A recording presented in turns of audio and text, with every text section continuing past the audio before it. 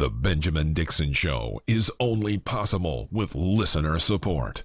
Go to www.thebenjamindixonshow.com to register for our blog and join the Progressive Army. And now, ladies and gentlemen, we are now about to witness the truth. It's the Benjamin Dixon Show. Welcome, ladies and gentlemen, to the Benjamin Dixon Show. I am your host, Benjamin Dixon. It is, okay, all right. Today is Wednesday, I think. Last I checked, it was Wednesday, November 2nd, 2016. Thank you for joining us. Actually, it's today. Hold on. I feel totally so lost. Hang on. I have to unmute my crew over here. I'm joined by the Progressive Army. I have David. I have Brandon. I have Anoa. How's it going, everyone? Hey, yay. What's going on? Is today Wednesday? Going? What is today? And yes, today is Wednesday, Ben. Okay. No, I felt so discombobulated. Like I really got lost there for a second. I want to take 2 seconds. I have to take 2 seconds at the top of the show. Today marks 11 years since my dad passed. When I said the date, I realized November 2nd. Some dates you don't forget. But shout out to all my brothers, my sisters. I have a huge family. So when I say my brothers and sisters, I'm talking about quite a few siblings. And my mom, all of us who are here, my dad shaped our lives, obviously, in very significant ways. He was the quintessential black preacher who was in the civil rights movement. Like, he was not a prosperity preacher. He was out there in the streets. He was out in those streets working hard to help fix. I mean, matter of fact, just to give you a story of the night when he died, he was doing a Bible study for a group of people from a homeless shelter. And not only did he do a Bible study for them, he picked them up and he dropped them off. That's what he would do. He would go to the homeless shelter, pick them up, bring them to the church, do a Bible study, and then take them back. And when he was, after that night, after the Bible study, they went to the van and he stayed in the church to finish up some stuff. And he had a heart attack and died right there in the church. And it took them about 20 minutes to realize that it was taking him too long to come out. So I only say that not to make anybody sad, but to say that there are some people out there who are fighting in the struggle the best way they know how to the last minute. Like, they're giving it their all to the very end. So that's what November 2nd is for me. So anyway, let me get that monkey off my shoulder before anything else transpires with that conversation. A lot happening in the news. And I am here with my politics. We're piloting the Politics and Grits show, right? So Politics and Grits, we're really just, we're going to talk about politics. We're going to give you the same deep analysis, but without, just hanging out, to be honest with you. So anyway, I will just go around the room. Everybody, how's everybody doing? Brandon, David, Anoa. I know I just got through watching Brandon and Anoa on The Way with Anoa that airs right before my show, and it was a great show. So Anoa, what's the last thing that you were talking about? And I think we should start there and talk about it. The last thing we were talking about, which is basically the way we address and deal with issues of rape and sexual assault, who we find as viable victims to actually hold up. Just thinking about the Trump rape case and why that hasn't actually been, mainstream news. Yeah. I talked a little bit about, the Epstein connection to both Trump and Bill Clinton and the Hillary Clinton and the Clinton Foundation could be possibly why there has been kind of radio silence on this issue. And, we saw earlier, there's a big announcement from Lisa Bloom, who's the attorney for his accuser. They were supposed to have a press conference at 6 p.m. She was going to, reveal herself to the public. She was going public. And I guess she's just been too afraid to do so, is what has been reported. Based on what we know about Epstein and some of these other cases, I absolutely believe that there's something to this story. I mean, we have an account of a woman who's my age, who's 35, who was 13 in 1994 and was sexually assaulted, was raped by Donald Trump. And there's also, this account of a 12-year-old girl around the same time who went missing, who also and what we know of Epstein and all that other stuff. I mean, but there's a very sick underbelly, not just of this country, but of the powers that be, and whether they're celebrities or, I mean, we've seen how, people have turned a blind eye to what R. Kelly was doing for so long. I'm from Chicago. We saw R. Kelly picking up. My high school I graduated from is the same one he graduated from, probably like 15 years before me. But you would have been perfect. You would have been perfect for R. Kelly. I'm sorry. Go ahead.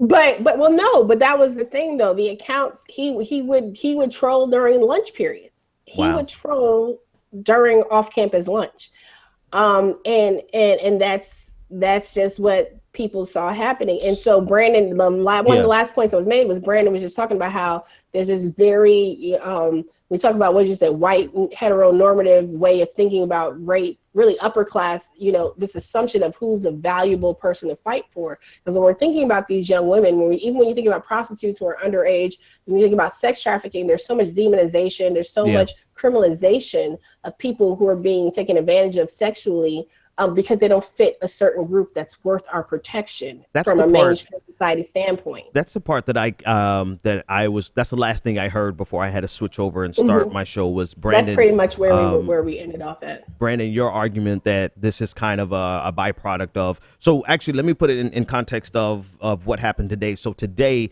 at about 6:00, there was supposed to be a press conference by the woman who was accusing Donald Trump of raping her when she was 13 years old. She canceled that at the last second, and her attorney stated that the reason she canceled was because she was getting death threats and she became fearful of her life, and that's why the press conference did not take place. There are a couple of problems with this story. One of the justifications I've heard for people not covering it is because she was, one, anonymous, two, that it was a civil case. But then when you put it into context, it was a civil case because this is far outside the statute of limitations. It's not like there's criminal charges that could have been brought up against Donald Trump. And when you think about the Cosby case, I'm sorry to interrupt you, when you think about the bulk of the Cosby reporting, most of that is stuff that's barred either by the prior agreement or statute limits, prohibited by statute of limitations. That didn't prevent people from covering that, the fact that it's a civil suit, because most of that has been a civil suit, civil litigation and stuff. Yeah. So Brandon, I like what you were saying, and I think it was very insightful because we do have a very strange way. I don't know if it's strange or it's just a product of our culture of defining rape. Like there are groups of people who are not as protected, who when they say they've been raped, that we kind of dismiss it. Tell me a little bit more about what you were saying, because I think it was really important and should be heard again. Okay, well, so my general point was that this is a layered issue. We're talking about rape. We have to talk about how America views sex in general, because no matter whether rape, the crime, is a byproduct of sexual desire or power or any other sort of social deviancy, it's always going to be viewed socially through the lens of sex. Mm-hmm. We know now that rape is torture. It's akin to torture. It is more of an issue of power than it is an issue of sex. Mm-hmm. All of those things that we've been told by psychologists.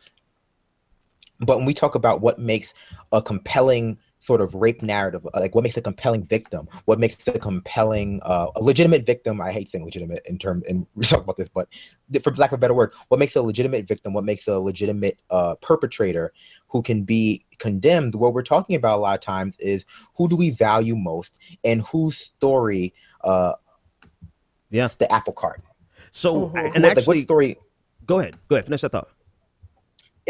So to engage with let's, for example, the Daniel Holtzclaw case, where he raped basically 79 black women between older black women over the course of a few years, it became so difficult to interpret that within our, heteronormative, white, Eurocentric, Caucasian female model of rape, where we sort of hyper-focus on, let's be honest, a very small minority of rapes which occur between which are perpetrated against women between the ages of 18 and say 27, who are college educated women on college campuses, like on elite college campuses. When you compare the Daniel Holtzclaw case to the Stanford rape case, we see a very different.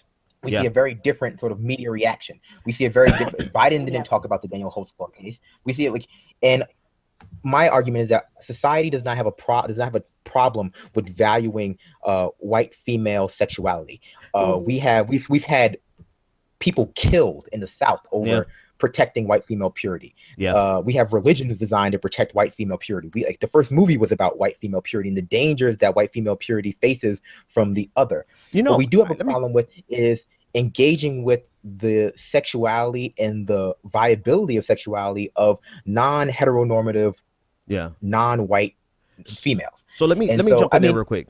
Let me jump in there because you said something about religion. I agree with you on religion being used as a means of as a way of protecting white female sexual purity. But I actually want to add something to it. What I found in my many years of immersion in the religious community and studying it is that really religion is just being a means of controlling white sexual purity in the first place, and controlling it for their own personal dalliances, right? They control it for their own desires and not necessarily control it for someone else's. I just want to add that to it, but I also want to clarify something that you said, because you said it and I heard exactly what you said, but I think it's important that we clarify for the audience. Number one, when you say legitimate rape, you're talking about legitimate in the eyes of society. When society looks at it and say, oh, this is a legitimate rape versus this is not a legitimate rape. Not that you're saying that there's even such a thing as a legitimate rape. If I heard you. Well, I'm making a differentiation between like rape as a crime that is a legal crime on the books, formal, like the forced intercourse between, I don't know what the exact legal definition of rape would be, because that's just not something I know off the top of my head, versus socially how we construct rape in our heads. What do we as society, what does the media view as the most compelling rape narratives, and who is pushed forward, and who is sort of whose voices are silenced? Because let's be honest, as we talk about rape culture more and more, I'm in favor of a multiplicity of accounts and narratives being dispersed out there, because what you do is, what I see more often than anything, I see MSNBC or CNN bring forth 18 to 25-year-old white woman who is the victim of sexual assault and put forth her narrative, which is an important narrative, but then use her narrative as the avatar of all rapes, of all sexual assaults, of all victims. And they'll say, well, 1 in 4 women will be the victim of sexual assault, but 1 in 4 victims of sexual assault do not look like her. Right.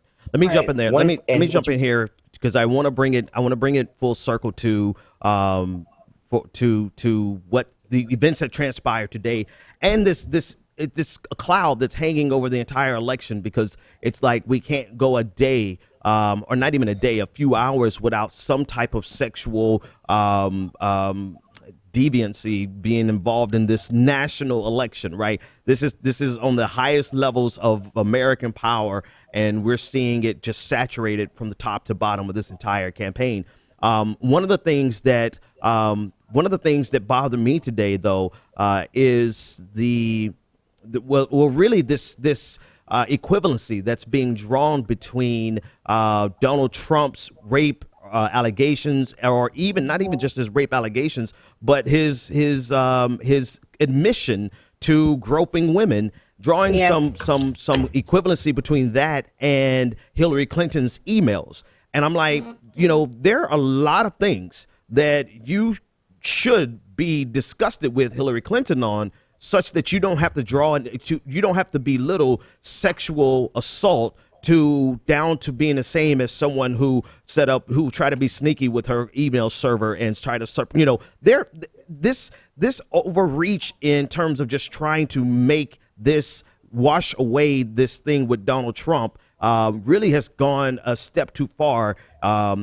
This whole election has gone a step too far. It just blows me away that we're even having conversations about this, where now, in order to make this a quote unquote balanced conversation, that we have to minimize how devastating sexual assault is, to bring it down to the level of an email server scandal. Go ahead. Oh, absolutely. And I don't think this is a new phenomenon. I just think that the lengths at which we've gone to in this election has just shown how ridiculous I would say reckless neutrality that the media engages in has become. That no matter, you can't just make a statement statement about one candidate without having to make a statement about another candidate. Yes. Because otherwise people will think that you're biased as opposed to just, a statement about the truth. Yeah, like can't we say this statement and just let it stand? Donald Trump admitted that he gropes women. Right? Can we say that, let that stand without someone's having to come around and say, oh, well, Hillary Clinton's emails did this, or, Hillary Clinton did this. No, just let this statement stand. Right? Because there's only about 2 minutes before we go to the next statement and said, yes, Hillary Clinton did X, Y, Z. But it's like no one can really say X without having to give a disclaimer that this doesn't mean that I support Hillary. It just means I'm pointing this out about Trump. And that's the level of ridiculousness that this election has gone to. Go ahead, Anoa, jump in there. And David, David, you're going to have to jump in. I keep trying to stress. That's one of the things I keep trying to stress is that the way sexual assault, rape, the way this stuff has been commodified as political talking points to bolster or denigrate one candidate over another has been absolutely disgusting. And we should be able to have that conversation because this is a greater societal issue. There's something seriously wrong with the fiber of America. I was talking with a girlfriend earlier when we were talking about this. I'm like, we have a serious cultural issue. And just like you guys were just discussing about how the way we deal with address issues of sexual assault, rape, etc. I mean, even thinking about the way it used to be dealt with, it was always in the form of, context of property, and what was taken away from some man within a patriarchal system, etc. Like, it's a problem with inception of the country, the way it's discussed. And now it's being used as some just leverage point over one person versus another. But watching so-called progressives shoo it away as if it's not important, right? I absolutely understand the issues with the Hillary Clinton candidacy, presidency, et cetera. We can have that conversation. We have to be able to do both and not either or. And we cannot subjugate and suppress a valid conversation on this issue because we don't like, what the Democratic candidate has done and said in the emails. Now, granted, we've talked about this before as well with various people. If there is conversation about her supposed enabling and actual subjugating of women's voices because they interfered with her own personal acquisition of political power, that is a problem. That's another part of the problem. And that also needs to be discussed. Right. But we're not going to say we're not going to talk about what Trump has done. The fact that we have someone that has been actively engaged, another someone, right? Because we had the issues that came out about Bill Clinton with his sexual proclivities, and basically Bill Clinton's a sexual predator, plain and simple. But we now have yet another sexual predator possibly ascending the Oval Office throne. That is a problem, and we need to have a conversation about it. You can't be screaming about how we need to have better laws and oh my God, that boy raped that girl, only got 6 months. You can't be fake outraged about stuff like that, but then think it's okay for Donald Trump to get away when he's getting away. Like, you just can't. That's not mutually exclusive. Yeah. That doesn't mean that you can't also criticize Hillary Clinton. Right. Like, so let me go ahead and be the first one to get in trouble with my audience, and it is what it is. All right. So I still fall on the side of, if Hillary enabled, if Hillary subjugated women's voices, absolutely, she should be held accountable to it. We should not only discuss it, she needs to answer for it, right? There's a difference between discussing it and someone answering for it. She needs to answer for that. But I still 100% disagree with people trying to make that equivalent to the severity of a man who actually committed those acts. And that's what's happening in this election a lot, oftentimes, is that, we can't even discuss Donald Trump as being the sexual deviant that he's admitted himself to being, because they say, well, Hillary Clinton enabled Bill Clinton. No, if you've been married and you've been in a relationship, there's a myriad of reasons where things can go on like that enablement, that subjugating of voices. The thing that makes this even worse, that's not an excuse. What would make it worse is that if she's doing it for political capital, which she probably did, right? Let's just be 100 transparent. Even still, you cannot, you do not draw an equivalency between that and the person who has done the action. We have to talk about both and not use either one as a means of deflecting from the other. And I think that's what's wrong in media right now, is that we're simply not able, like you said, Brandon, to have multiple conversations going on at once, both of them equally as important, but both of them uniquely different. Absolutely. And I think that you made a great point, and I'm just going to echo it.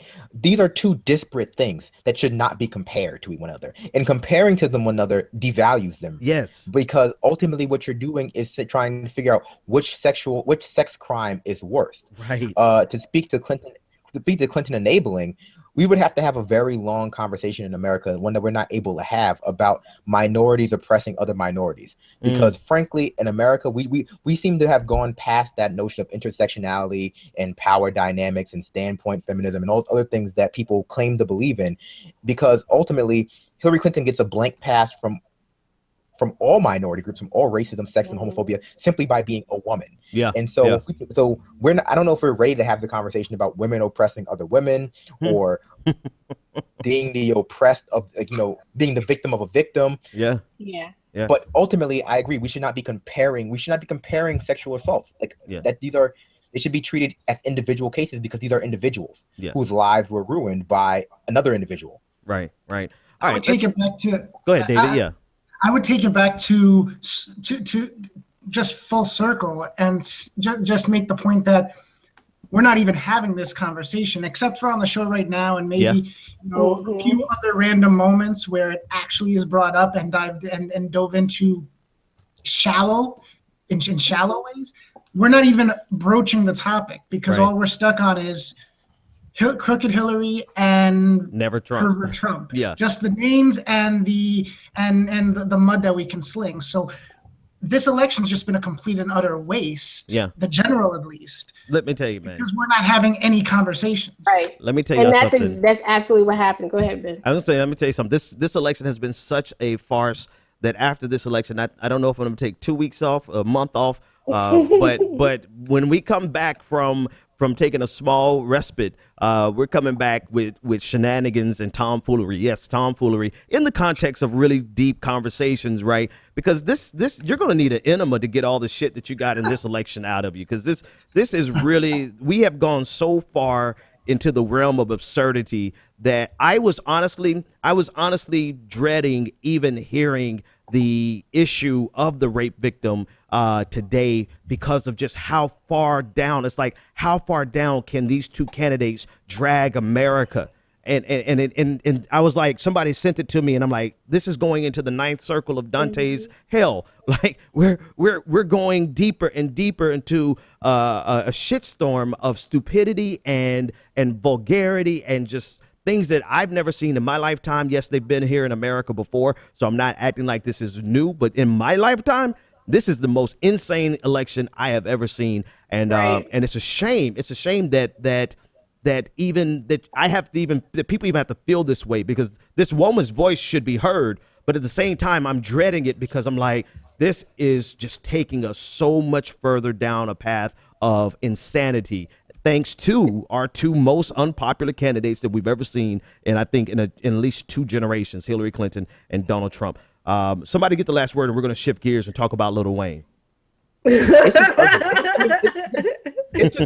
just ugly to me, man. Like, I think that worse than anything, we've seen the myths about the left be just torn down in this electoral cycle. They shattered. The idea that the quote unquote left in this country were critical thinkers who cared about the rights of minorities, who weren't prone to the team sport games mentality of the right wing warmongers, who weren't prone to these jingoism or nationalist policy. Yeah. And we've seen that largely the only difference between the left and the right is which color you prefer. On more issues, there are more issues combining the left and the right in the country, the establishment, the well-off, than there are separating them. It really just depends on whether or not you think women and black people are in fact people, and whether you think poor people should die in the streets or not. Yeah. And for me, that's not those aren't big enough issues to define your political ideology by. Well, a couple things to that, right? So one, absolutely, I co-sign that 100%. I have been so disappointed to realize that our side, quote unquote, our side, is 100% capable of being intentionally obtuse, ignoring nuance, playing sportsmanship politics, not caring about an issue. They just care about their politician's position or their politician's ability to survive an issue. The propaganda machine, 100% the same as what we've been complained about from the Republicans for the last 8 years. Somebody has doors opening left and right in the background. Here's the other thing. I'm going to be really glad when this election is over, because there are people who've been parading as progressives who are honestly the only thing they care about is being against Hillary Clinton, even to the detriment of some key progressive issues. Those people, I will be glad to see them fleshed out, like just flushed out of our system. Just go ahead, like win or lose, whatever happens, then you can stop pretending to be a progressive and go ahead with your obsession with Hillary Clinton. Because I'm sorry, there are just some issues that I've seen people bend on and genuflect around in order to oppose Hillary Clinton. And I'm like I really wonder, have you been a progressive at all, or was Bernie Sanders just a convenient muse for you to oppose Hillary Clinton? That's what another thing that has shocked me about this election. Somebody get the last word, and then we still have to talk about Lil Wayne's ignorant ass. I'll jump on there very briefly and just say I sent out a tweet a couple days ago that basically said, if it had been Bernie versus Trump, this would not be such a shit show. And I'll hold the profanity. That'll be my only curse, Ben. But it wouldn't be such a debacle. And some people questioned whether, Bernie would be able to actually survive the general because of the GOP's knack for getting off topic and avoiding any issues. And I felt like it was the question to me was, if the general electorate, if the people that couldn't vote in the primaries or people that weren't even tuned in the primaries, because let's face it, everything's just too long.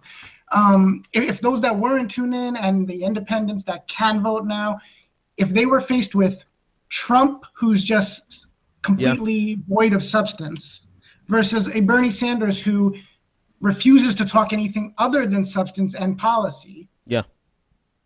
To me, I can't imagine the majority of choosing to go with with Trump. Yeah, I feel like it would have been a completely different. Oh no, it would have been completely over already. Well, you also would have had the Bernie army. I mean, grassroots has sat on their hands. If folks haven't noticed, because you got everybody scrambling now. Today is almost over. Yeah. So we were 5 days from the election. Everybody's scrambling to get people to do phone banking and all types of stuff. The machine that was the burning grassroots army, which was self-directed, self-motivated, largely driven, there is nothing like it this election cycle. And the Clinton campaign, instead of trying to find a way by even appealing to folks like Nina Turner. We talked about that. I thought that was in a previous conversation with Michael Graham. Shutting down Nina Turner and basically shutting down any of Bernie's influence. Yep, that was insane. Prohibited any type of hope of even mounting an alliance to defeat Trump. Yeah, like whatever efforts people are putting forth now is falling. So they better have a hope and prayer. Leslie Wings on the Democratic African American Women's Caucus down in Florida has been on the circuit down there going off about how the Florida Dems have been mucking up like they did in 2000, like they've done in 2004. Yeah. They are falling short. They have dropped the ball. Same all across the South, North Carolina. These are issues we're talking about. Oh my God, this is happening in North Carolina. Y'all knew about these issues 7 months ago. I'm looking at a Nation article from March. Right here with the same exact issues people were talking about happening now in North Carolina were happening 7 months ago. Yeah. All right, let's do it. Let's transition. Let's transition here because we have to talk about this. Lil Tunchi, Lil Wayne has hit the radar again. We talked about him last month because he came out saying he really didn't understand. He didn't believe racism still existed. Talk in the context of Colin Kaepernick, and the reason he didn't believe racism existed was because when he comes up from his booth underneath the ground at a big concert, underneath the stage at a concert, and he looks at the audience, and he sees nothing but white people, and he said, "That's how I know racism doesn't exist." All right, so he's back in the news. He had a clip on an interview with Nightline, and then this is what he said. Okay, that did not work. Let's try that again. Little Tunchi. Here we go. What's your thought on Black Lives Matter? What is it? What do you mean? The idea is that there's this movement called Black Lives Matter, thinking that the rest of America didn't seem to understand that Black Lives Matter. It just sounds weird. I didn't know that you put a name on. It's not a name. It's not whatever. It's somebody got shot by police for a reason. I am a young, black, rich. If that don't let you know that America understands Black matter these days, I don't know what it is. That man white, he filming me. I don't know what you mean, man. Don't come at me with that dumb man. My life matter, especially to my. Do you feel, though, connected to? I don't feel connected to a damn thing that ain't got nothing to do with me. If you do, you crazy as you, not the camera, you. Feeling connected to something that ain't got nothing to do with you. If it ain't got nothing to do with me, I ain't connected to it. All right. So, Lil Wayne, I have 1,000,001 reasons not to ever talk about Lil Wayne. But the fact is, he's treaded into dangerous waters that he's not prepared. Number one, Lil Wayne should not be able to show his face in the lower Ninth Ward ever again. Right? He always claims to be connected to his roots. You cannot be connected in New Orleans and simultaneously say you're not connected to what Black Lives Matter stands for. I'm not talking about the organization. I'll let you guys argue about the organization and George Soros and all those kind of things, but never mind the organization, but with the movement, actually the rallying cry, this moment where we are fighting back against police brutality, killing of unarmed black men and women. And we'll talk about Walter Scott in a minute. So how can, he benefits from, or he came from, I can't even say he benefits from right now, because his money primarily comes from white suburbia, people who like to engage in voyeurism. They want to see the hood, but not actually have to experience the hood. They want to see black pain, and they want to dance to black pain without ever having to leave the comfort of their home. That's where he's making his money. So for him to get on national television with the type of influence that he has, because a lot of people say, why do we care about what these people say? Because there are millions of people who care about what these people have to say. And there's millions of minds, unfortunately, who listen to him and take his words and embrace his words and make it their own thoughts. And that's why we can't sit by and let somebody like this just say it unchallenged. And challenged he was, because Black Twitter don't play the fan, right? He's already come out and apologized, according to TMZ. He came out and apologized and said that he was upset because the reporter asked him questions about his daughter and he lost it and really didn't pay attention to anything. I don't know. I do know. It doesn't sound like he lost his train of thought. It sounded like it's consistent with what he said previously and consistent with what we hear from a lot of black athletes and a lot of wealthy people. Mm-hmm. Once they get a little piece of money, they leave the hood and they make money off the hood, but they don't feel any connection to the hood anymore. What do you guys think about that? Go ahead, David. I'll be brief, but three things. First of all, with that little tidbit of news about him being upset about his daughter. I mean, if that happened beforehand, I could sort of see why he was saying there's something wrong with her and talking down to her the way he did.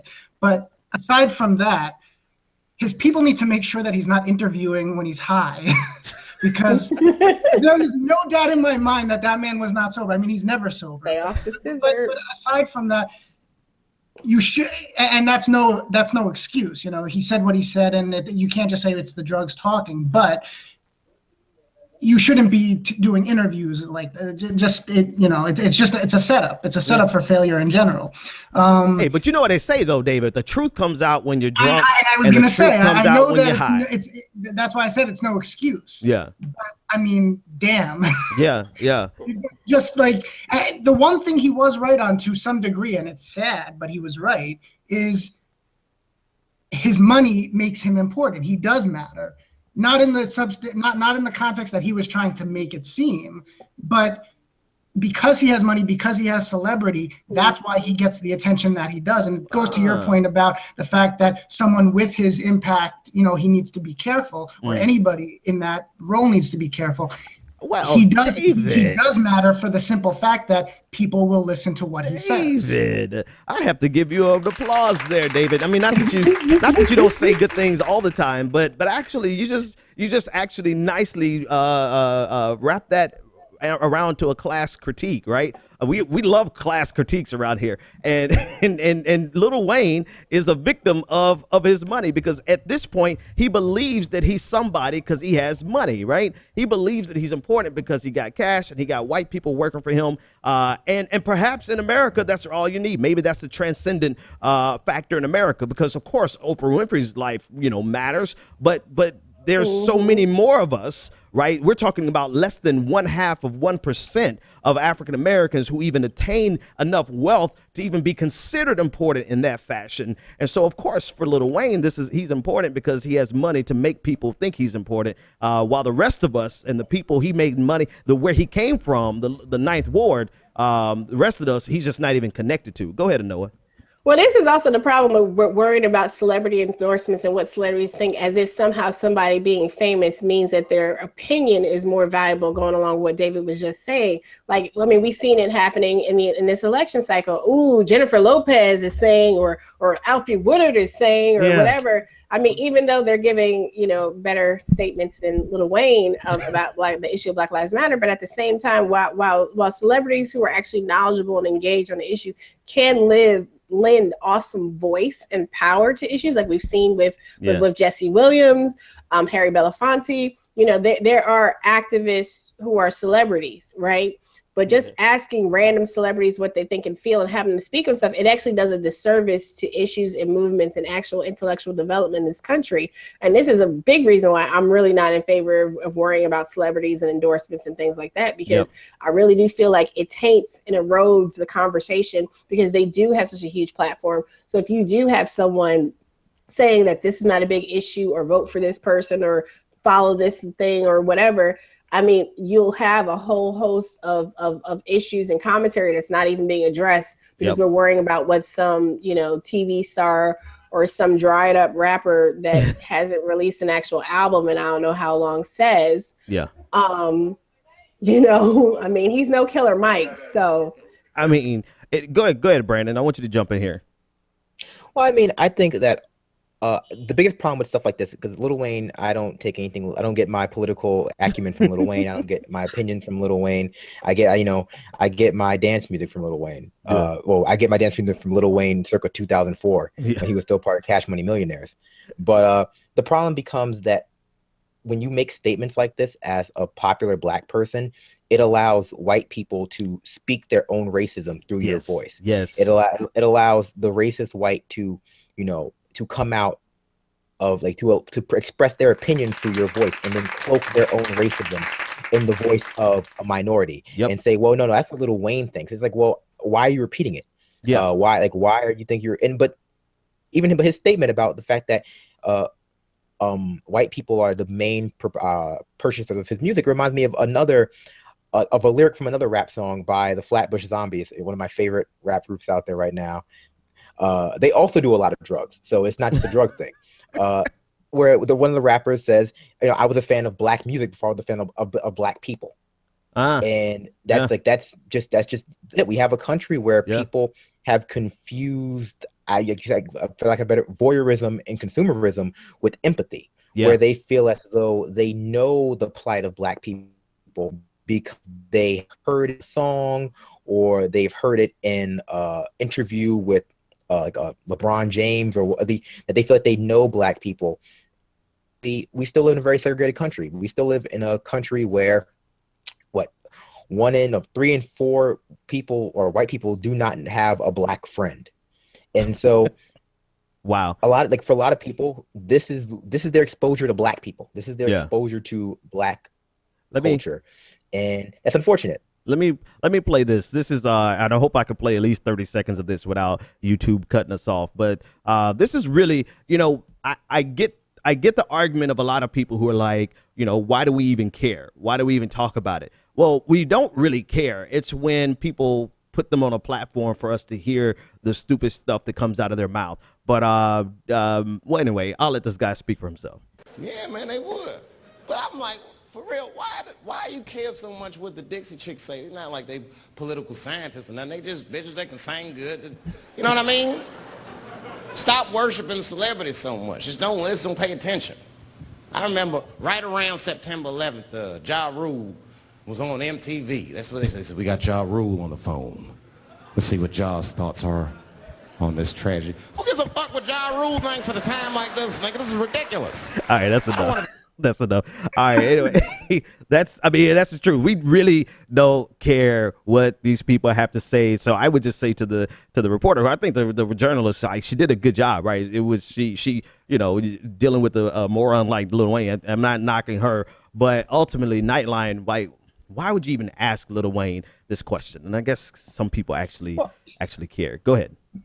It's like David said earlier, like we have attached money and success so strongly to intelligence and moral worth that people feel, and people who have money and success have embodied that. They've started to drink the Kool-Aid that all you gotta do is give someone $1 billion and a Twitter and they will feel qualified to comment on pretty much any issue. Yep. And no matter how ignorant it makes them sound. And another rapper said a great thing too, Earl Sweatshirt. He said, all Twitter has ever done, and I expand that to social media in general, has done is show you how stupid your favorite celebrity is.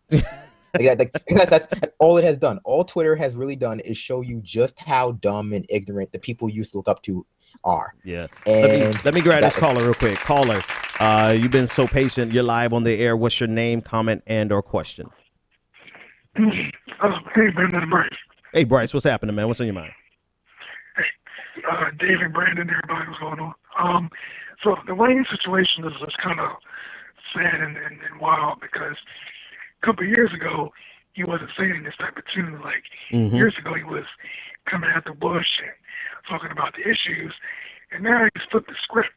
And it happens with a lot of celebrities. People, everything with Kaepernick, like celebrities flip the script when, money is involved or when, they're going to get some pressures to beat.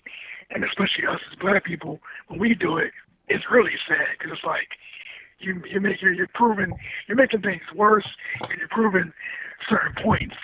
And this is like, it just serves no purpose. I just never understood that. Like, I don't give a damn how much I'm getting paid or whatever. Yeah. If I see something wrong, I'm going to speak about it and stand on my ground. I don't give it, like, screw the money. It's not, like, screw that. Like, and it's just sadly, it's not happening. And it's just too many of us as people is doing it. And it's just sickening, it really is. Yeah, but it's kind of like human nature, Bryce. Because I remember I was teaching 6th grade world history. One year I taught it in like suburbia, white suburbia, and then the next year I taught it dead smack in the hood, white suburbia. We had all the resources we needed in the hood. Our kids didn't even have clean clothes. They couldn't even wash their clothes, right? And this is in the same school district. But I remember teaching in the black community and talking about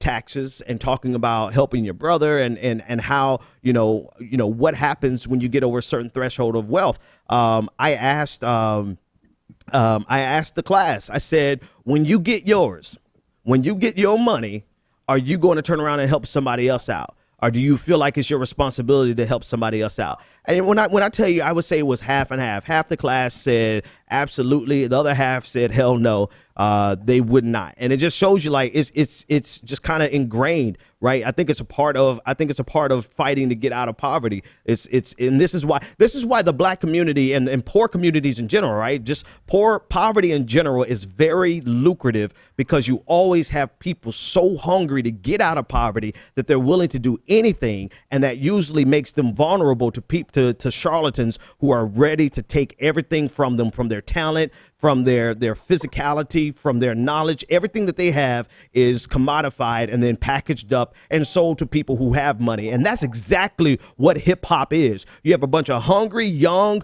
black people, generally black people, who will do anything to get out of the poverty of the hood, turn around, they have a talent, they sell that talent, and that talent is not, you can't make the money in the hood. In the hood, they're I mean, Napster really helped. I mean, I'm going way back. Napster really helped the hood because we pirated everything in the hood, right? Bootlegs started in the hood, right? They make their money in white suburbia, and they do so by selling and commodifying black poverty, black struggle. And this is all Lil Wayne is. This is all he is. He's just another cog in that machine of talented black people, or at least talented enough. Debatable. Yeah, exactly. And then selling that message of black poverty and black pain to white kids in suburbia who get to dance to it without the dangers of actually going to the hood.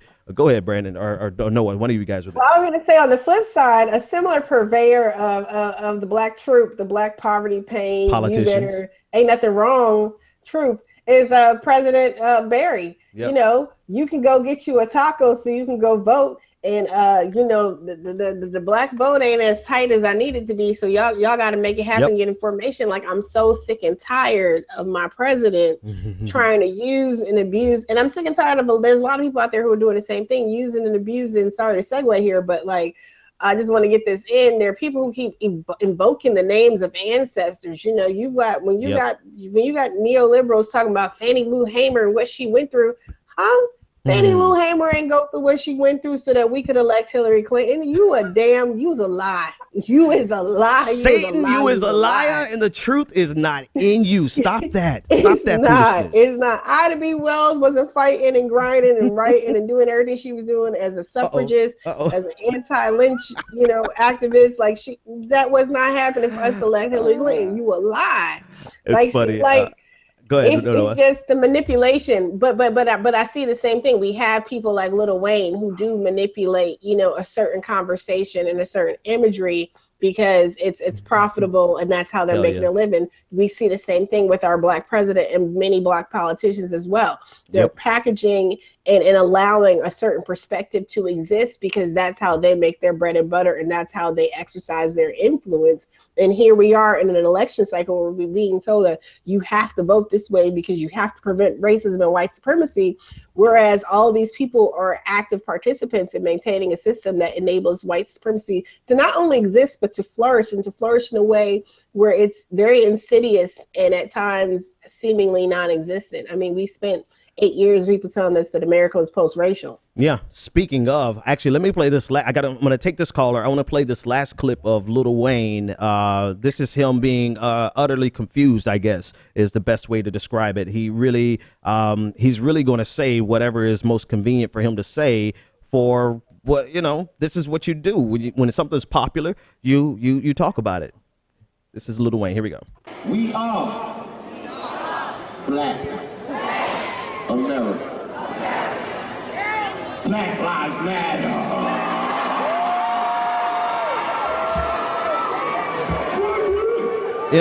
So by the way, I guess you could take Lil Wayne with a grain of salt. Actually, not you could. You should take Lil Wayne with a grain of salt because it's gonna vacillate back and forth between soberness and being hocked up on scissor and that lean. All right, let me take this caller real quick. Caller, you're live on the air. What's your name, comment, and or question? Yeah, it's me, Scotty. Hey, Scotty, what's on your mind, man?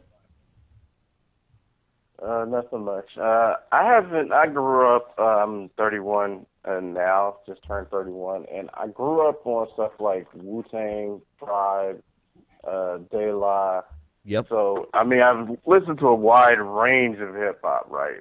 But, like, when the Bling Bling era started, I was really, I never particularly cared for Cash Money Records, and Lil Wayne was one of them dudes. Come on, man. I mean, I respected the fact that they, were from the South and they were creating their own lane. Yep. I mean, Outkast and Ghetto Boys gave them that lane anyway, but, that's neither here nor there.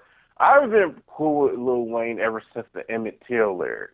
Or he said beat the pussy up. Like Emmett Till. I'm like, what the hell are you talking about, Lil Wayne? Like, what is wrong with you? Yeah. And just, the fact that the fact that people still listen to celebrities like this, it bothers me. Like, why do we give these people that much power? Is because we identify with this whole idea of black excellence. We want to be these people so bad, and it's like, were willing to, like, hell, we even willing to let cats like R. Kelly slide. Yeah, that's Like, exactly come on, man. that's I mean, exactly why R. Kelly got away with it for so long, because people were afraid of calling R. Kelly on his shit because they didn't want to be seen as attacking a black man or attacking another black person in general, right? Yeah. That's why a lot of stuff slides, and this is an epidemic in the black community. But you hit that spot on, Scotty. Get the last word real quick.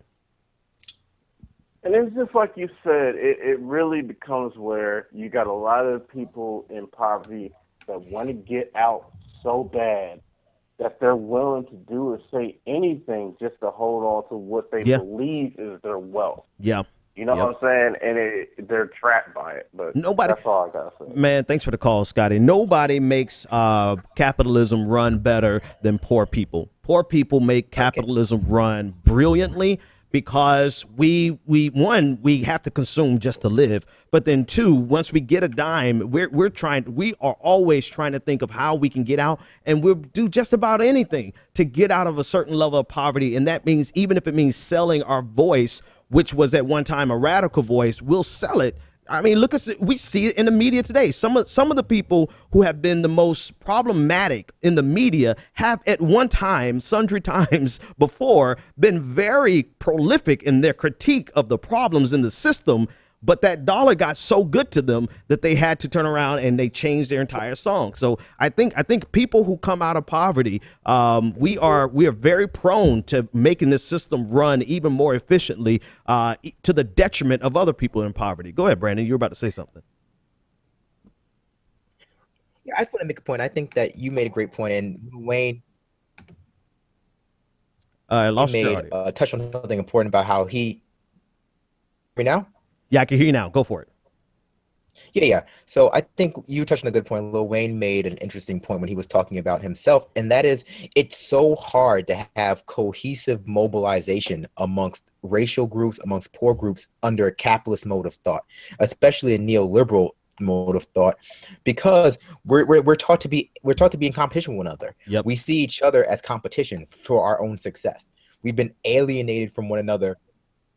Because capitalism is not just an economic mode; it's a mode of thought, and we have it's part of mobilizing is stop looking at your brother, stop looking at your sister as the enemy for a job, for a living wage, for your food, for resources, and start looking, because like a lot of the problems that we have now are a lot of the barriers we overcome, whether it's the minimum wage, whether it's black plight, is just this notion that. Why would I want my brother to succeed? Because it's a zero-sum game. Yes, we treat everything like a zero-sum game. And my best example of this would be the narrative that we push forth about affirmative action now. It's a race. Yeah. And like we're all racing one another, and we got to catch up in this race, and it's like, why would I want anyone to catch up with me in a race? I want to win. Yeah, exactly. It's not like society is not a race. It is is a symbiotic relationship. A commune? And no, I'm not. I don't know. A commune is a symbiotic relationship. And society is suffering from this notion that one group being oppressed somehow benefits the other group. Yeah. And Brandon, let me jump in there.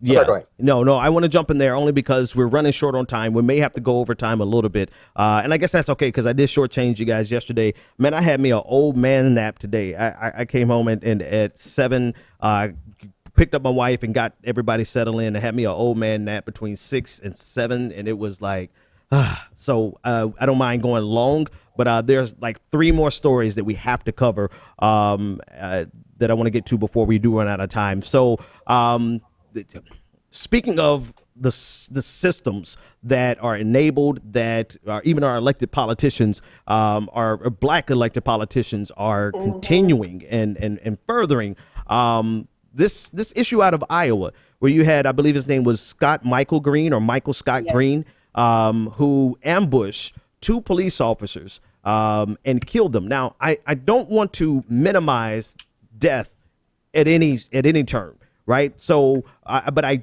must juxtapose this to the same exact style of shooting that took place in New York in Bed-Stuy about 2 years ago when it was done by a black man who killed two police officers who ambushed them in their car. But I have to juxtapose it. But before I do, the officers who were killed were Sergeant Anthony Bernardino, and Officer Justin Martin. They were killed Wednesday morning in an ambush-styled attack.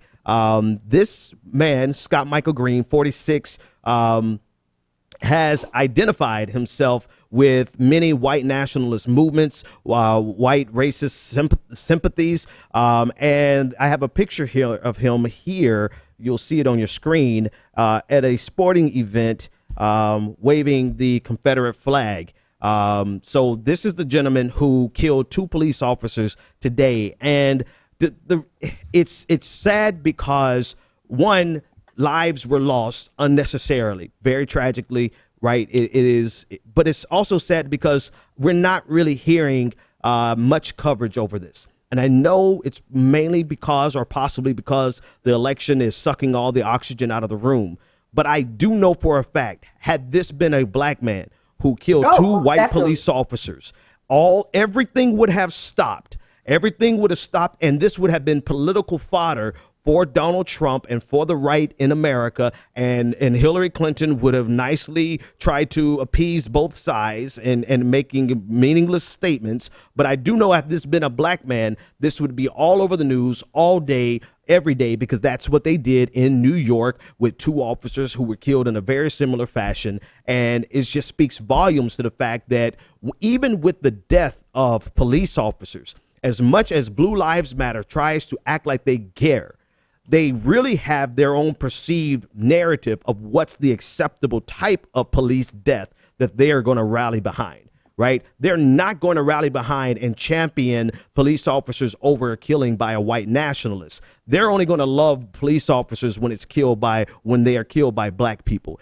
And that's just to let you know exactly how deeply rooted the problem is and how quickly they are willing to use the lives of these people they claim they love as props against a movement when they really ultimately don't care, because you hear nothing but silence in the context of the killings today. Go ahead, Anoa.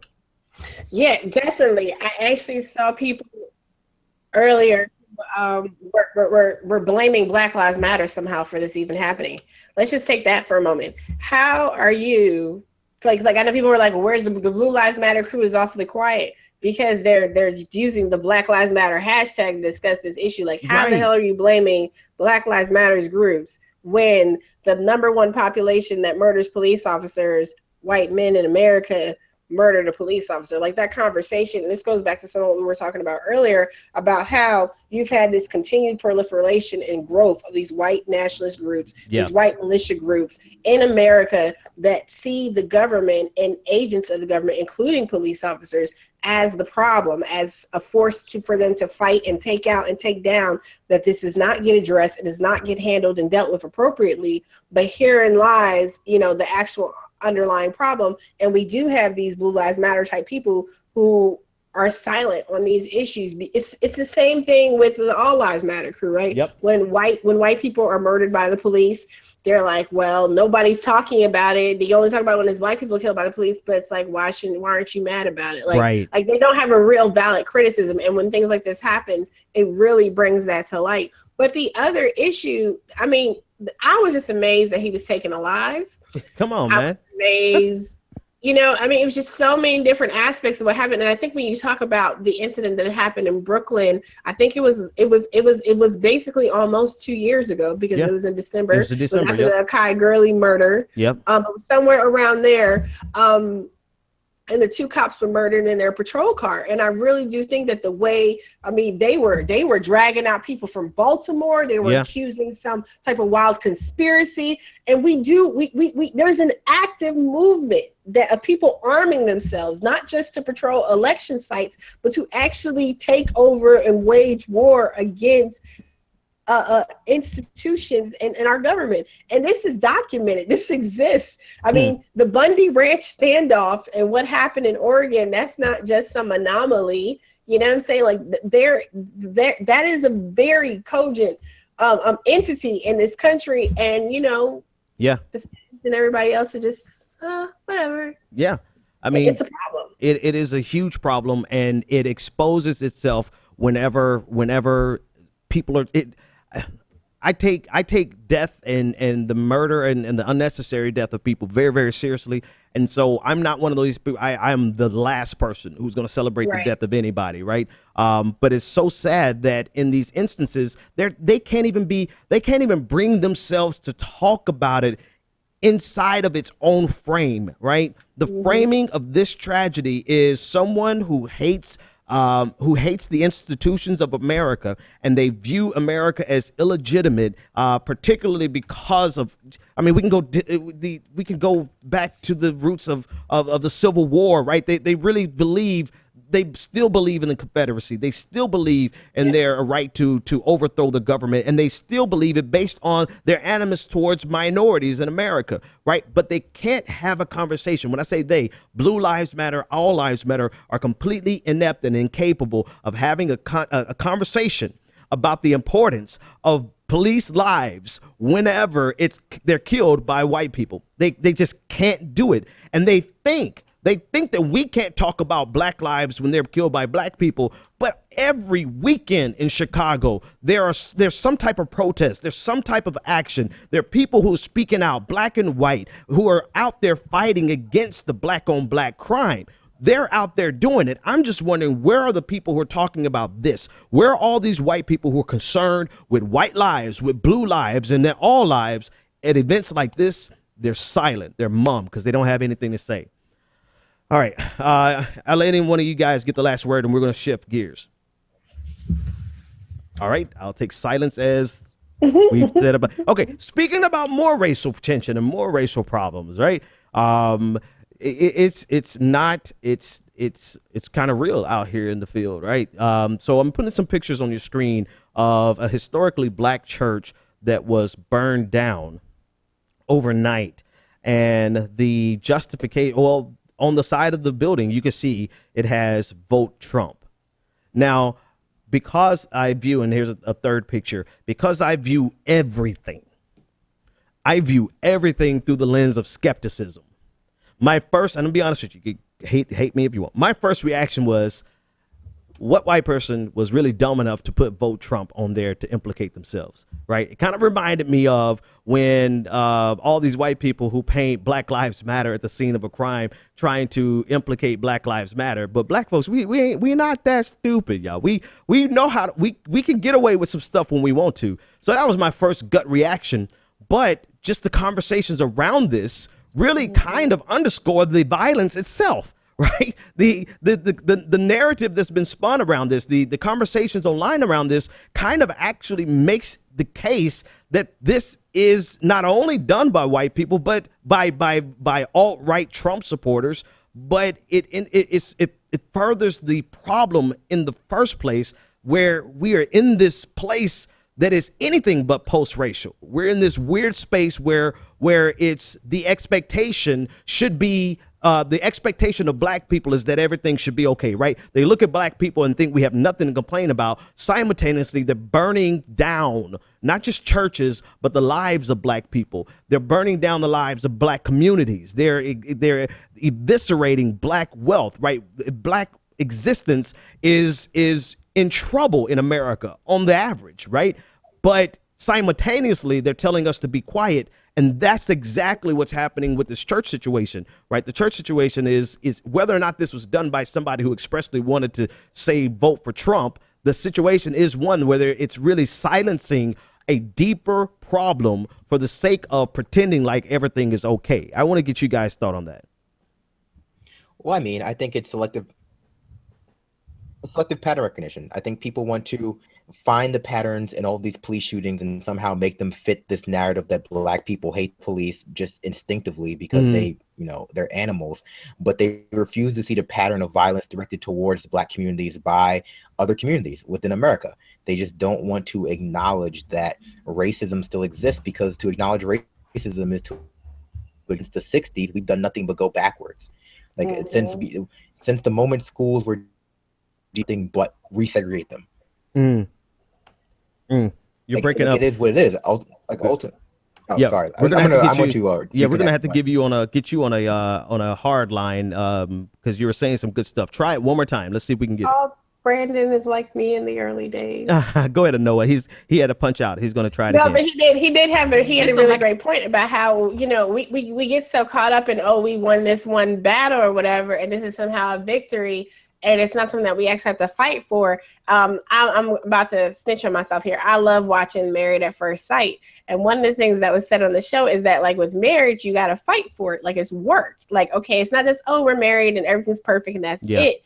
And I think that's the same thing when we look at this movement work, when we look at, you know, fighting for equality and et cetera. We have a country that was not that's not meant, it's not natural in this country for equality and for other things to actually exist, because that's not the way the country was founded. That's not the principles it was founded upon at all. So we have to continue to fight. You have to continue to work for it. It's not enough that you accomplish this great feat and you celebrate it and it feels great. You still got to work for it. So just like what Brandon was just saying, one of the things I did, it's been 62 years since Brown versus Board of Education, and we have schools that are now, I think it was a school, it's Cleveland, Alabama, I think it is, that's being forced to desegregate, or Cleveland, Mississippi, one of the two, that's being forced to desegregate because they have maintained a system of segregated schools that's unequal. And we've seen it, but we see this all over the place. I mean, there was a great piece today about looking at juxtaposing Standing Rock and Flint and looking at the color of water and how we look at people of color in our communities and how we're disproportionately affected. And this was focusing on water issues. The EPA is actually doing a listening tour. There are going to be two of them, two virtual ones coming up about some new rules in terms of chemical discharges involving water sources and stuff. But these are things that are disproportionately affecting our communities. And we're just like, oh, you know, that's behind us and we have so much progress and we're going to fight for each other. And it's just not, that's just not realistic. You know what else you said, needs to be shown tomorrow. You made me think, I don't know if this is what you were expressly saying to Noah, but it made me think about this, is that it's not only on the white side of the equation who are saying everything is okay, everything is fine, you know, racism is over, we're post-racial, right? You also have black people who do it, black conservatives who do it, and you have black neoliberals who do it, who would want to erase the problems, the lingering vestiges of slavery, Jim Crow, and racism. And present racism. They want to erase that to weave a narrative that's beneficial to their plight, even if it's detrimental to the plight of so many other African Americans. I just got this. Someone just tweeted this out, and because of technology, I have it already. I want to play this. This is a Republican ad. I have not seen this yet, so we're going to respond to this together. But this is a Republican ad aimed at the black community. So let's see how this goes. Here we go. This election is about a choice. We have a chance to put our futures back into our own hands, to give us the right to educate our children in the schools we choose, to create investments where we need them most, to build better communities with jobs we create together and where justice is our right. This is our choice. This is our opportunity. We are asking for your vote. Vote Republican. The Republican National Committee is responsible for the content of this advertisement. All right. Noticeably missing from this is any reference to the Republican nominee for president. How are you going to pay money to, I mean, obviously we know how and why, but how are they going to do that and not mention their own nominee? One, what did you think about that commercial? I know you didn't get to visually see it. This is the whole problem with Hillary Clinton and the DNC and Democratic establishment swinging right and talking about this reasonable Republican troop, right? Because you have, they've been making the case of the reasonable Republican, and it actually, instead of they're looking at, oh, we can bring Republicans to our side, it's not.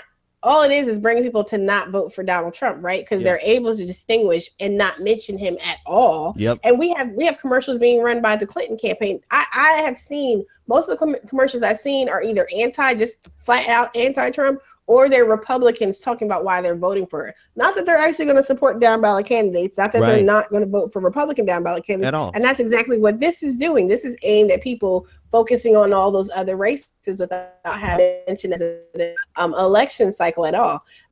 It's highly problematic and it's wild, but they're able to do that. They're able to separate themselves from Donald Trump in part because Hillary Clinton and her crew made it an acceptable thing to do coming in August after the DNC. Carl Bayer has a great piece from August that I referenced in my piece from earlier this week. That just lays it out perfectly, that strategy, and it's backfiring. Yeah. I mean, it's backfiring. It's not helping. It's hurting. And Republicans have been able to run with it because they can distance themselves, from their nominee, but still push for people to come who are disenchanted. In a nutshell, instead of ending them while they were down, instead of kicking them when they were down, the Republicans, instead of marrying them to Donald Trump, which they deserve to be married to Donald Trump, Hillary Clinton took this as an opportunity to run to the right and say, "Hey, come on and be with me. Let's have a bigger coalition and gain even more power." And inadvertently empowering the Republican problem in the first place, normalizing them, right? Because honestly, think about it. Anything other than Trump is going to be pretty much acceptable in 2020. And that's pretty much because of one, how wild Donald Trump it really is, but then two, how open-armed the open arm embrace Hillary Clinton has given the right. Go ahead, David. Go ahead, David. I would say there's a couple things in everything you just said. First of all, I don't think that she just decided to be kumbaya with the center or the right. There's no way for her to win unless she has a coalition and support from anything besides the left, because she's not going to get the left vote. At least not the majority. I think either people are sitting it out or they're going to vote third party. So and they know it. They're scared about it, but which is why they've had this late outreach and last ditch effort to try to get progressives to vote. But it's not working, and I think they knew that early on, even once they realized Bernie was an actual threat. She had to run to the middle and to the right, and it's really not a stretch for her because her policies are not going to be reflective of progressive, goals. So in 2020, when she's hasn't been a disappointment, but she's done everything that we know she's going to do, she's going to need them even more so. She's going to need them. That's a great segue, because I agree probably with 99% of what you guys just said, right? What the two of you just said. I apologize for being normative there, with what the two of you said. But I disagree with one thing. And actually I'm going to segue into another story to kind of demonstrate where I disagree with you in terms of policy. So it's a long way around, but stay with me. You'll catch it at the end. So Barack Obama actually finally waded into the conversation about Standing Rock. And his wading in came in the form of one, trying to tell everyone to stay calm, because that's what President Obama does. It's like, everyone chill out and everyone, let's all be nice to each other. Despite the fact, well, anyway, we've gone over Standing Rock so many times, and it's actually happening now as we speak. There are more police officers there, militarized police officers there on the scene than there are protesters. I think it's like maybe a 2-to-1 ratio.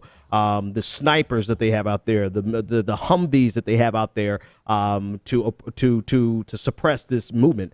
But President Obama waded in saying that everyone's voice should be heard and everyone should be peaceful. Then the second thing he said was that they're looking at a way to go around these sacred lands. They're trying to find a way to circumvent cutting this pipeline through these lands. And so this response actually came to what do you guys think about his response? Let me start there. It was just as bad as Hillary Clinton's response. It was just as bad as Hillary Clinton's response because he attempted to once again pacify people while playing both sides of the fence He did the same thing she did, except for he had the nerve to actually say it out loud. On a day where we have police forces shooting people while they're at burial sites, it's like shooting people who are praying.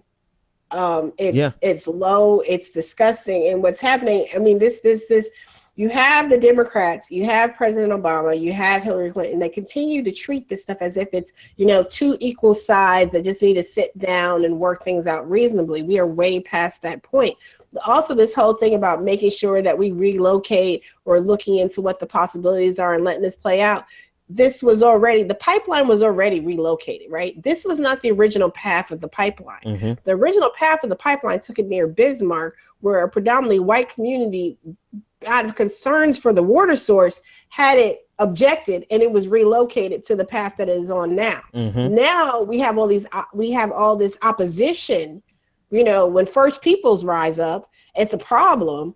But we should just let it play out. It's already been playing out. This has already been going on since what? The spring? Yeah, this has been going on March, for a April. minute. This has been going on for several months already. So for the president to say, "Oh, just let this play out," because it's November 2nd. If we let it play out for several more weeks, he's not president anymore, and he doesn't have to deal with it. What do you think, Brandon and David? What do you think about his response? I actually go for it, Brandon. Well, Obama always sounds like a really, really bad marriage counselor whenever he tries to get in the middle of these sort of situations. Like, he always comes across as the kind of, well, see, one side did it. Like, if you were to go to him as an abused spouse, like of a crass comparison. Well, did you burn his dinner? And it's like, what? Like what? Like what? Like what? No, there's no excuse for this kind of behavior. And it's like Anoa said, that we had a not in my backyard mentality when it came to Bismarck, a predominantly white suburban area, and now we ethnicizing of the problem. People have made this issue of, like, look at those kooky Native Americans worried about the oil pipeline messing with their ancestors' spirits. It's like, no. They're worried about being poisoned. That's most people need water, so I warn against people ethnicizing this problem, making this a problem of, well, either you're in favor of the rights of this savage people, or you're in favor of technology and progress and all this other stuff. It's like, no, this is a very, very simple question of, should you be allowed to poison when you know it's going to happen? Yeah. I'm going to spill. There are over 200 pipeline spills in America every year that never get reported. Yep. Go ahead, and David. This particular pipeline goes over both the Missouri and the Mississippi rivers. Yep. So when it does spill over those rivers, it's going to poison a lot more people than simply the Native Americans. So we need to get out there and say, and pipelines break, they catch on fire, they explode. We just the same pipeline that just broke some weeks back in Alabama that made gas really frustrating for the South just exploded the other day. So pipelines are not the end all be all either. Yeah. So I definitely agree with what Brandon's saying. Go ahead, David. Oh, sorry. I think David was there. David, we don't have you anymore. You there? I was on mute, but I honestly missed that part today of I missed President Obama's comments on it, so I'm kind of just getting it from you guys. No, it's so much. You can get a taco. You can go to a taco. You can get a taco, so you can vote. We got to protect Michelle's garden, so you need to vote. I mean, it's been a lot. It's been a day with Obama. But they have fallen down. Yeah, they have fallen down, and OFA, and I can't take credit for this statement. This comes from Stacey Hopkins, but OFA was a thing of beauty, the way it operated and worked election time. There's a lot of people I've talked to who are in this business of political, actual running campaigns. They look at OFA as, that was a great model. That was a great way that things were run, particularly in 2008. It was very engaging and invigorating. You had people pounding the pavement and really turning out that vote and getting things together. Yeah. We don't necessarily see that. There is this hubris and entitlement that expected people to just do it because Hillary. Yeah. Well, yep. I think with OFA, I know we're over, Ben, so I know you're probably looking to end it. I was just going to say that I think with OFA, in 2008, people had faith. People were actually, thinking they had a buy-in, and there was actually going to be something once he got into office.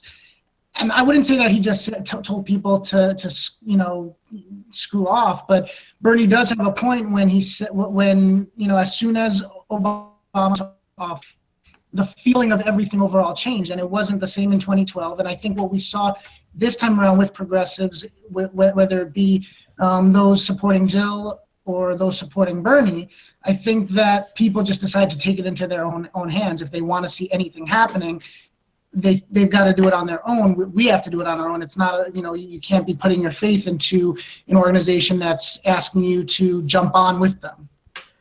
Yeah. So here's the thing that I wanted to bring out. What do you think specifically about his suggestion that we can find a way to reroute this? And I think I heard it. I guess I don't have to put you guys out there on this. But to me, this was actually one of the elders' very first recommendations, saying that there's a way that we could end this peacefully. There's a way that this could be resolved. We could take this on a different route. So I don't think that that's an unreasonable recommendation. It took him long enough to actually come and say it, granted. But some of the reaction I saw from progressive corners has been kind of staggering to me, in the sense that it's not enough to reroute this, that we have to shut this down completely and not allow it to be done. And I'm hearing this but I'm like, this is actually what one of the elders asked for. Right. So is it about doing what the protesters are looking for? Or is it about finding a solution, or is it about the ultimate solution, which is, from a progressive point of view, which is to absolutely not even have pipelines? What do you think about that? Because there's the really good piece that was out either earlier this week or late last week about how people should even be talking about Standing Rock in this whole issue, because it has become about the pipeline and the environmental issues, which are absolutely important. And it's been this rallying cry for the climate justice movement, but it has been taken out of the context in terms of First People and rights and indigenous indigenous self-determination. And there is a conversation to be had about people and their access and ownership of land and clean water and things of that nature. So on the one hand, I agree about the fact that this is something that we finally have President Obama saying something that was said earlier on. I think that's a problem. That's frustrating, though, because this could have been handled earlier on, but for this huge showing of massive self-determination and resilience, right? It is winter in North Dakota. People are ready to ride this out for however long as possible, and they are not backing down. And we have tons of people going out there and showing solidarity, and no, not just on Facebook check-ins. There are people actually either donating, supporting in various ways. But I do think this conversation about pipelines, and this is where we get into, people and their political purity. Whether or not it should be shut down entirely or not, I mean, that's a whole nother conversation that needs to happen. Most of it has been built. So we'll be sitting there with a pipeline that's there and not being used. So that's a conversation I think that needs to be had. But I don't need that needs to trump. Like somehow that if it's not going to be shut down completely, it's not good enough. I think people can save the land and do what they need to do in their conversation, and that is a victory. But I'm not a Native person, so I can't necessarily speak for anyone. You know what I'm saying? But that's just just from looking at it. That's just what. That's my thing. Go ahead, David. To Anoa's point, to her first point, to the beginning there, what you're seeing at Standing Rock and the combined effort is really what we continue to see out of the very fractious progressive movement and groups. So people have different goals, right? You have the First Peoples that they want respect for their territory, for their land, for their resources and protection. And at the same time, you've had environmentalists and progressives come in supporting them, but their goal is more extreme than just getting it out of that area.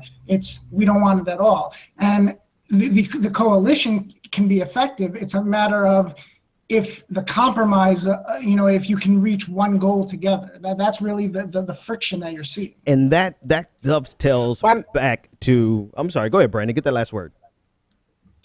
Well, what I was going to say is that this is why I warned against ethnicizing this issue. Like, I don't understand how people could be against the Keystone XL pipeline, but somehow view this as somehow acceptable. Yeah. So there's two different issues here. There is the indigenous rights issue, and then there's global and so we need to have both conversations simultaneously. Should we be building pipelines? And if we are going to be building pipelines, where should they be going? But agree to build the pipeline. This was kind of built under our noses, which is another problem with our 24-hour news media. We had one big pipeline story, and once that was over, well, no more pipelines for a little bit because we can't call another pipelines. That's not the popular issue right now. But that's why. And again, sorry. No. David, gaps. Go. Keep. You guys are being so gracious to each other. I'm gonna jump in there. I was just gonna add one thing, Ben, and then I'll hand it over to you. All right, go ahead, David. I was going to add, I saw a video courtesy of Michael Solomon. He brought it to my attention way back a couple of weeks ago. RFK Jr., Robert F. Kennedy Jr., had done a video for solidarity with Standing Rock and with the protesters that were joining them. And he did this whole 5-minute clip, and his basic point was, in addition to support for everything going on, was that a number of the pipelines, the majority, his claims, and I didn't have time to research it per se, he was saying that they're not necessary. The main reason a lot of the pipelines are being built is just to have the infrastructure so that we need the oil. And basically, the idea is if you build the infrastructure, if you build the tools to use the oil, to carry the oil, then it prolongs the use of it, and then the big oil can get around the growing availability for clean energy. Interesting. That's an interesting perspective that I had not considered. Leave it up to Robert Kennedy Jr. to bring that out. Okay, 2 more stories, and we're gonna go through these stories pretty quickly because time is of the essence, and it's been fun hanging out with you guys, but I still have a 30-minute drive home. Michael Slager, the man you'll see on the screen, he looks totally different now. He's on trial for the killing of Walter Scott. You'll remember, I believe it was North Carolina. South Carolina. Thank you. Walter Scott was running away, posing absolutely no threat to Slager. Slager shot him, I believe, 5 to 10 times. It's so many shootings, I get them mixed up. But in the back, to add insult to that was the planting of a gun on the scene. All of this was captured on video. He is now on trial. Jury selection has taken place, and what do you know? The breakdown of the jury is 11 white men and women and 1 African American or 1 Black American. Can justice be served with a jury of your peers that looks like that? All things considered. Go ahead, Anoa, Brandon, and then David. One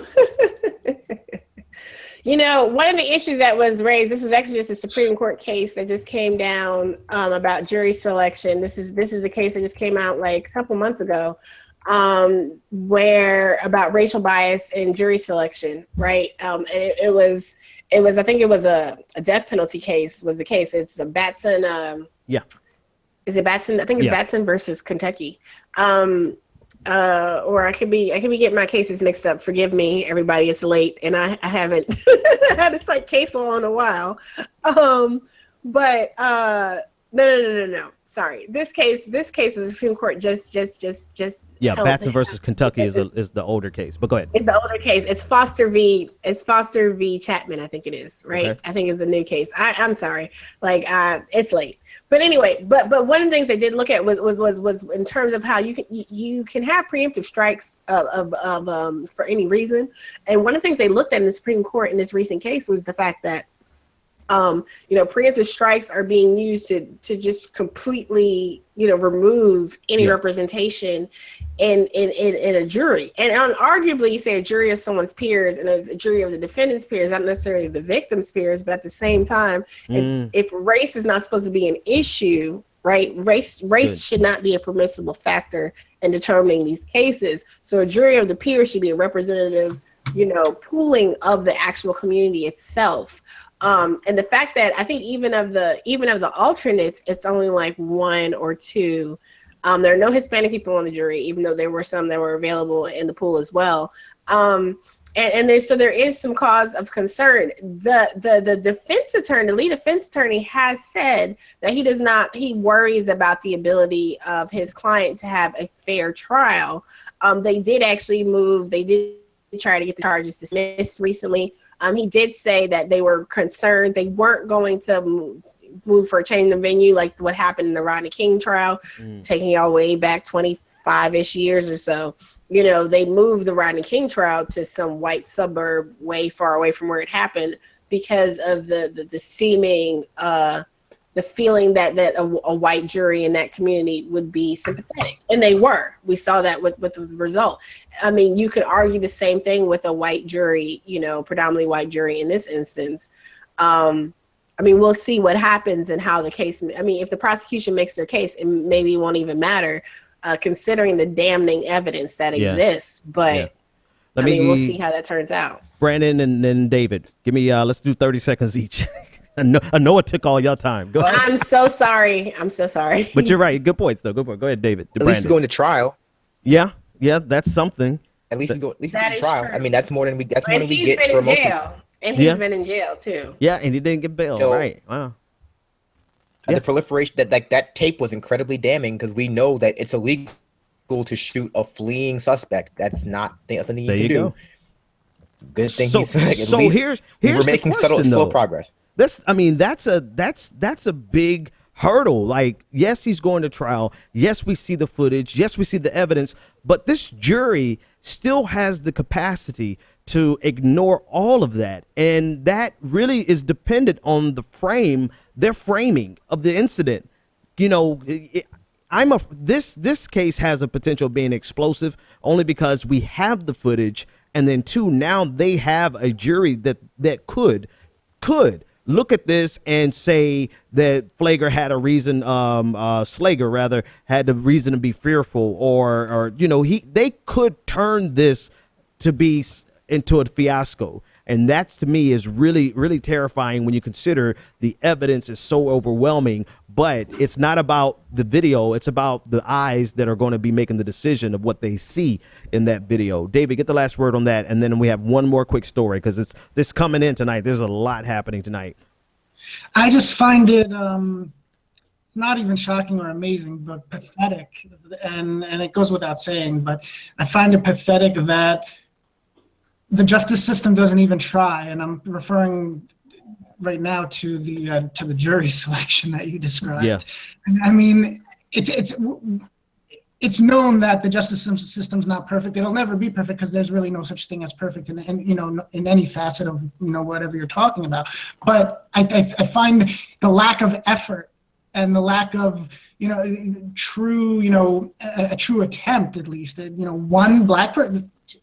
It just boggles the mind. Well, I mean, I think it represents a lot of effort. Back to what Anoa was saying, it represents quite a bit of effort. You got to go through some hurdles to get 11. I mean, we're talking about South Carolina. It's not like, what's the racial makeup of the population of South Carolina? I guarantee you there are more than whatever 1/12% of the population is African American, right? So they went through a lot of effort to get the jury that they needed to possibly get an acquittal. And that goes back exactly to what Anoa was so poignantly pointing out, the different the Supreme Court case that deals with this exactly, the racial makeup. It's 28% black in North Charleston, South Carolina, and 68% white. Okay, so there you have it, right? So at least, if they're going to make an effort, the effort should be such that they give a racial makeup of, and I know that's just wishful thinking at this point, right? But they should go for a racial makeup that's reflective of the actual community. All right, that's enough about about Michael Slager. We'll talk about him. All right, so that's the last thing. The last thing we're going to talk about tonight, and I know we're in overtime, and so this is kind of, you guys are getting, this is what I do on the bonus show. This is what I do on the after show when I have too many stories, but I wanted to make sure everybody got a little bit extra because I shortchanged you last night. Dillard University. This is happening or happened during the show. And actually, so David Duke, and I'll put a picture on the screen here. David Duke, of course, one of the former Grand Master. I don't know their title. Grand Dragon of the KKK was invited to Dillard University to speak.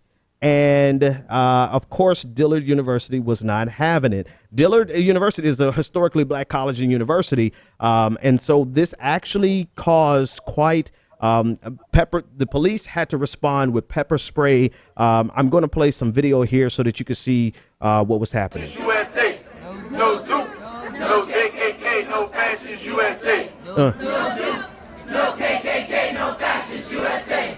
No Duke. No KKK, no fascist USA. All right, so that's the first video.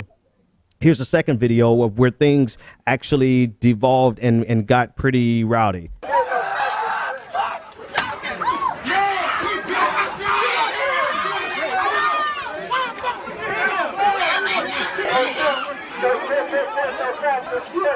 And students are trying to shut it down. And you see a police officer, slamming this.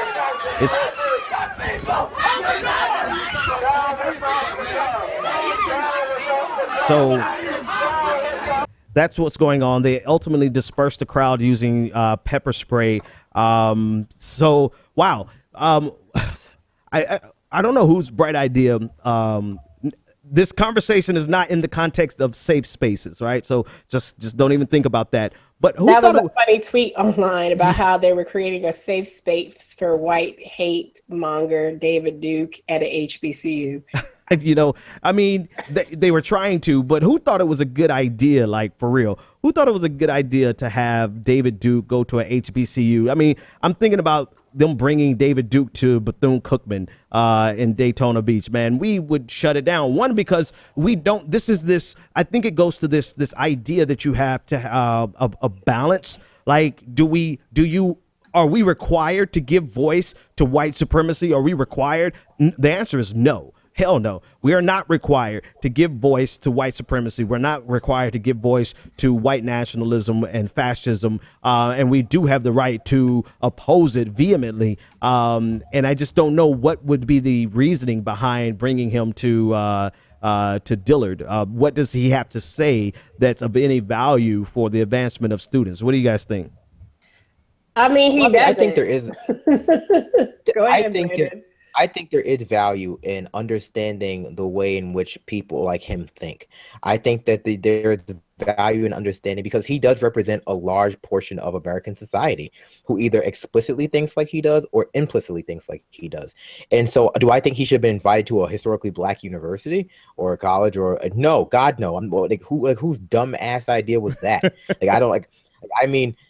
So he was the Grand Dragon of the KKK. Speaking of which, the KKK post D&D Dungeons and Dragons names for their leaders, like Grand Dragon, assaulted, occulted Cyclops, all of these weird nerdy names. But it's really they're just a bunch of fat white people who need to just who need to exercise control over people who are lower than them in society. We are not going to body shame fat people. Go ahead. That's it's not about body shaming fat people. It's just I'm just making objective standpoint about when it's on TV, they're always ugly. I've never seen a white person. I'm I'd hit it. I've yet to see that. They always look like they have two first names and Jim Bob. This is Joe Bob or Billy May or all of these They look like they have two first names and their parents were somehow related distantly. But that's neither here nor there. My point is that I think there is a value in understanding how people who are opposed to you think.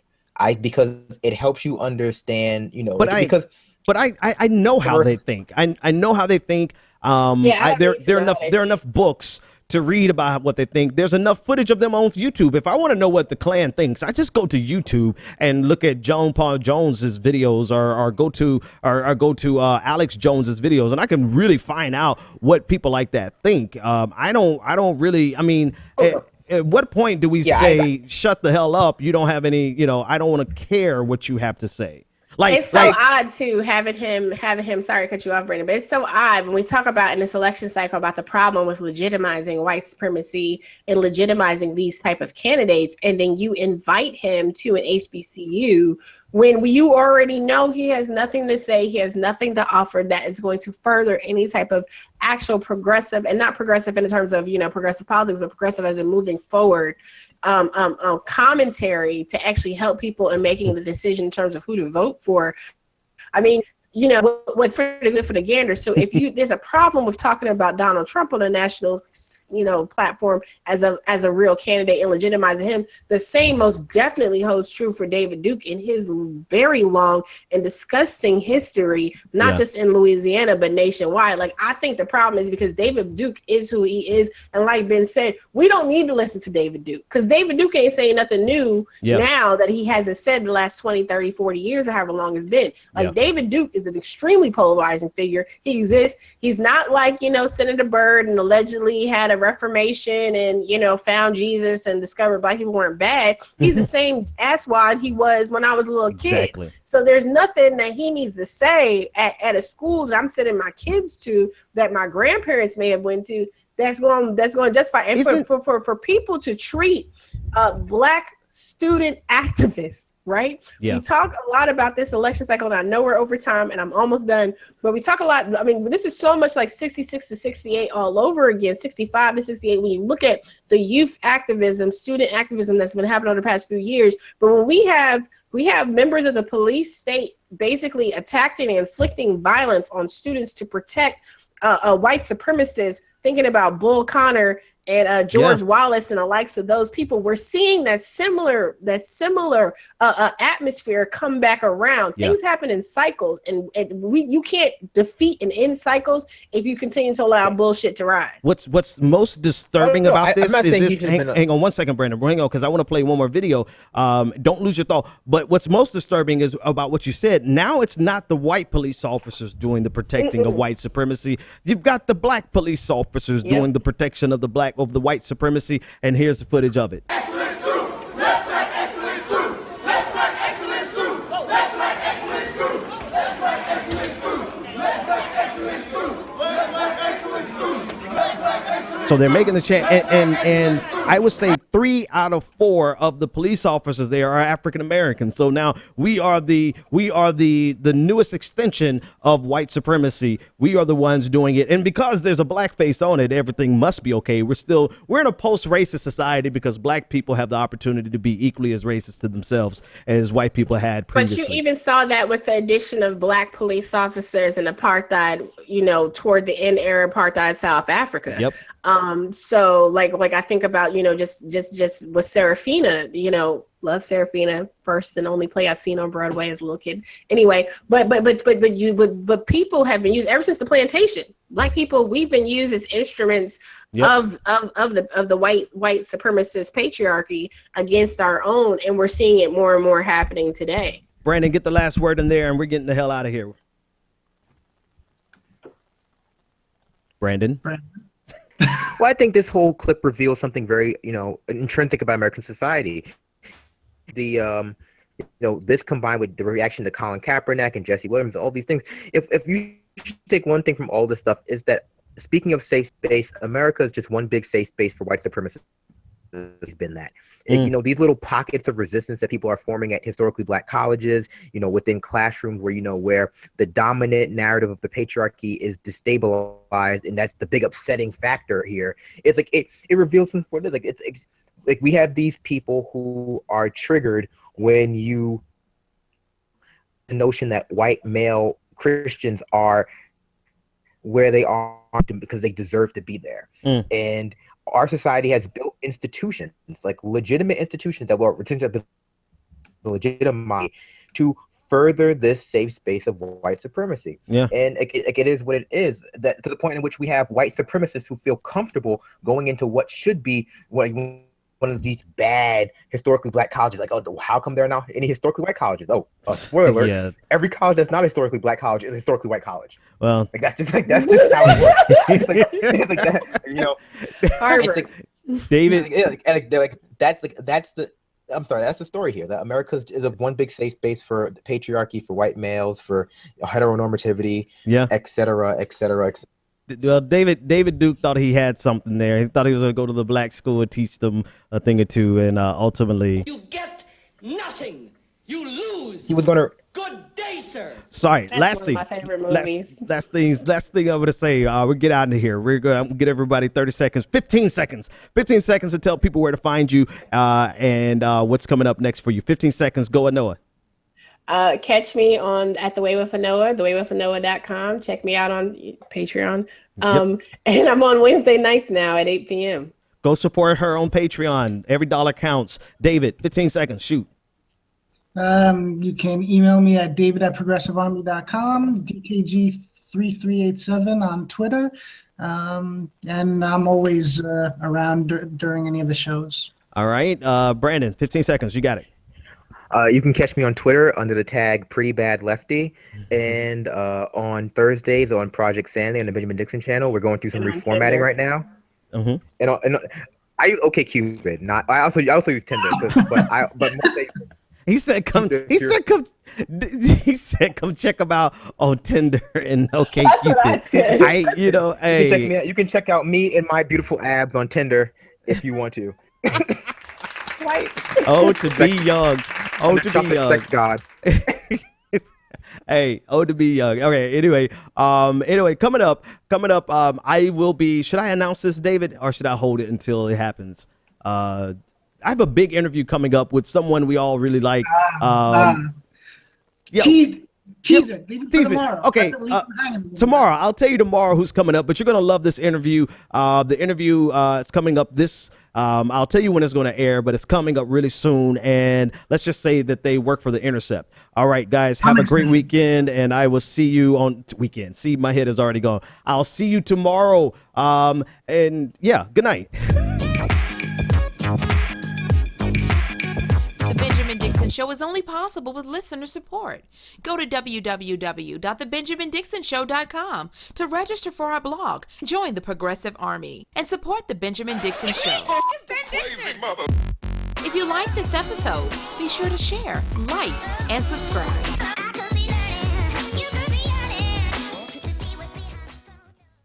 Consider becoming a Patreon. Go to www.patreon.com/The BPD Show and support The Benjamin Dixon Show. That's not how it works. That's not how any of this I forgot.